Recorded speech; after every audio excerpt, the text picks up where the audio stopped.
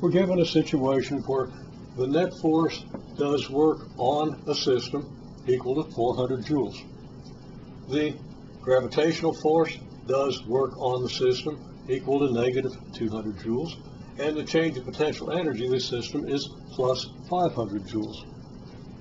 Now we're asked some questions, but let's first process this information because we don't want to confuse ourselves with where we're trying to go until we know where we are. Okay, so where are we? Work done on the system by the net force is 400 joules. What does that mean? Well, the most fundamental work energy theorem is the work kinetic energy theorem. Says that the work done by the net force on a system is equal to the change in its kinetic energy. So, change in the kinetic energy of the system is 400 joules. Okay. Now we're going to do an interpretation of this shortly, but we're going to just work it out based on the abstract quantities. Well, these are concrete quantities, but the relationships among these various quantities. Okay, so the work done by gravity on the system is negative 200 joules. What's that the same as? Well, if you remember the definition of change in potential energy, it's the change in potential energy is equal and opposite to the work done by conservative force. Okay, in this case, gravity is a conservative force, so that the work done by gravity on the system is done by a conservative force. It's not, maybe not the only conservative force acting, but it's a conservative force. And we could then say that the change in gravitational potential energy is plus 200 joules, equal and opposite to the work done by the conservative gravitational force. Now, the change in the potential energy, the net potential energy of the system, is plus 500 joules. Okay? Now, that's not equal to the change in potential energy due to the gravitational force, indicating that there are other conservative forces, other forces that change the potential energy of the system. Now, equivalent to saying that the change in potential energy is plus 500 joules,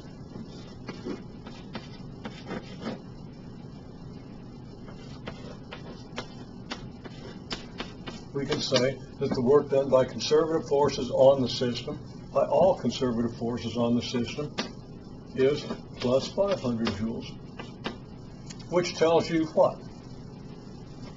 Well, if the gravitational force does plus 200, and that is a conservative force, and all conservative forces do plus 500, then you got a 300 joule difference here that's going to have to be done, made up by other conservative forces, by non-gravitational conservative forces. Now I've got a wrong statement down here because I did something boneheaded a minute ago and had to kind of start this video over, so I'm going to fix that. Now I fixed that, but that's wrong. That should be negative 500 joules because the work done by conservative forces is equal and opposite to the change in the potential energy, so I need to put a minus sign there. I'm getting confused by my signs, and until I give an interpretation of this, it's going to be real easy for me to do that. And it's probably going to be easy for you to do it too, until you think of a situation that might embody this. Okay, well, we're going to do that. But right now, let's just say that all we're using here is the work kinetic energy theorem. Work done by the net force is equal to the change in kinetic energy. So if this is 400 joules, this is 400 joules. And work done by a conservative force on the system is equal and opposite to the change in potential energy of the system. Change in potential energy associated with that particular conservative force. So that if we have negative 200 joules here, we got plus 200 here. And then same thing here, change in potential energy due to all conservative forces is equal and opposite to the work done by all conservative forces on the system. So if this is plus 500 joules, this is negative 500 joules. Now, work done by the net force on the system then, being the sum of all the work contributions. Okay, well, what we're asked for is how much work is done on the system by non-conservative forces. This tells us that we want to break our work done by the net force into the work done by conservative forces and the work done by non-conservative forces. So, knowing the work done by conservative forces to be negative 500 joules, we can calculate the work done by non-conservative forces. And that's very easily done now. The work done by conservative forces being negative 500 joules, work by the net force being 400 joules. The work done by non-conservative forces, we're going to add 500 joules to both sides to get 900 joules. So in this example, non-conservative forces have to do 900 joules of work. Also, I think I said it already, but if the gravitational potential energy does increases by 200 joules and the total potential energy increases by 500 joules, then we need 300 joules from non-gravitational forces. Not sure this question was asked, but we have to see that we can basically break any force into two categories. You know, we have this category and we have everything else. And whatever category we want to use, we can use. And whatever category helps us get where we want to go, we can do that. In this case, we were looking for work done by non-conservative forces, and we had the information in here and here that allowed us to determine the work done by conservative forces on the system. So that allowed us to solve the problem. Now, what's an example of a case like this? Okay, well, take me. Okay, I'll be the system for a minute. You increase my kinetic energy by 400 joules. What's that mean? Well, that means I've got to get up to a speed of about 3 meters per second. Like mass, if you round it off to the nearest 10 kilograms, if you include my boots and everything, is probably 80 kilograms. Probably closer to 80 than, certainly closer to 80 than 70, probably a little closer to 80 than 75. Okay, so 80 kilograms with a potential or kinetic energy of 400 joules implies a velocity of about 3 meters per second. Okay, well, 3 meters per second is a little faster than I want to move in front of the camera because there's a big old table right there off camera. And I don't want to run into it. And 3 meters per second is about 7 miles an hour. That's probably my top speed these days. But if I accelerate myself forward, okay, and continue that acceleration for 1 or 2 more steps, I'll be moving that fast. Okay, you can do some timing and estimate my distance there, a meter and a half or something like that, and see if a couple more steps would have gotten me there. You have the knowledge to do that at this point.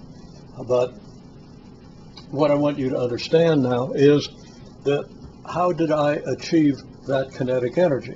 Well, I achieved it by pushing backward on the floor with my foot, and there's friction between my floor and my foot and the floor, and the frictional force exerted by the floor against the sole of my boot is what propelled me forward. So it was the floor that was pushing me forward, or the frictional force exerted in the interaction between floor and boot, the force exerted by the floor part of that frictional force that accelerated me forward.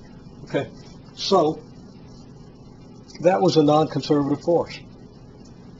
Now, I didn't go up, I didn't go down. My potential energy didn't change.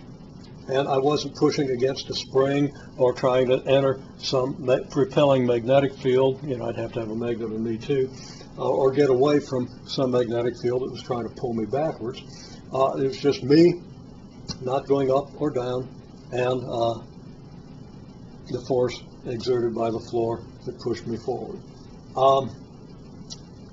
That force exerted by the floor was a frictional force. Frictional forces are non-conservative.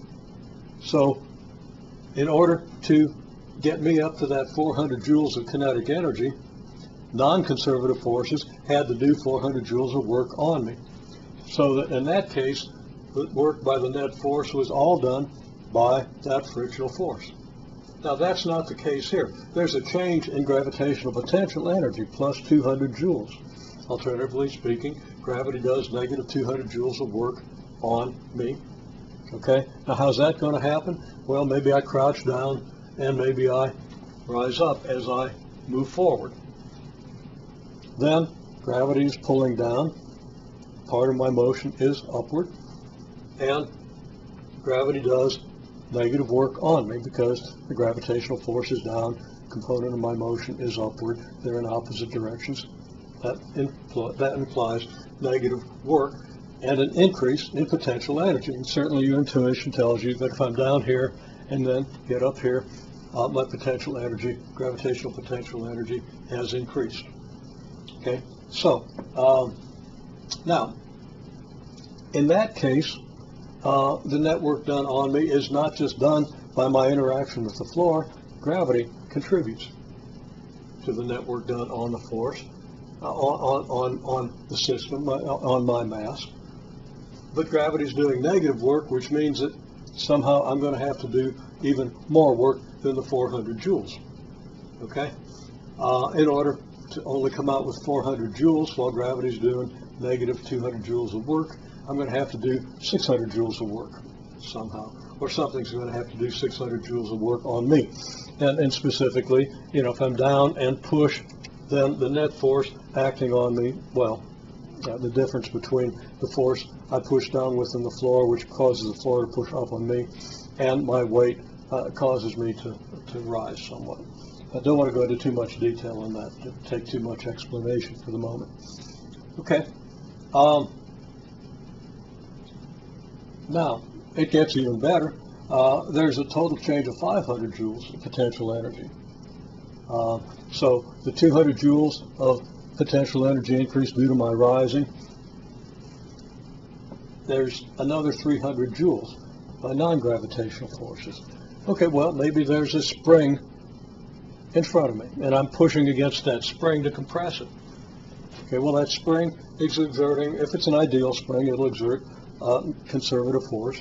And if I do 300 joules of work against the spring, it'll do 300 joules of work on me. So if I push the spring as I move forward, the spring is pushing back this way as I move this way. So that my direction of motion and the force are equal and are opposite, so that I'm doing, or the spring is doing, negative work on me. And that increases the potential energy of the system by 300 joules. So we have that. Now all this means is what? I've got to work, do 400 joules of work to increase my kinetic energy, okay? Cause the floor to do 400 joules of work on me to increase my kinetic energy. I've got to somehow cause gravity to do negative 200 joules of work on me. I manage that by crouching down and then rising up about that far. That was about 200 joules. And then I've got to compress that spring so that the spring can do its negative 500 or negative 300 joules of work on me.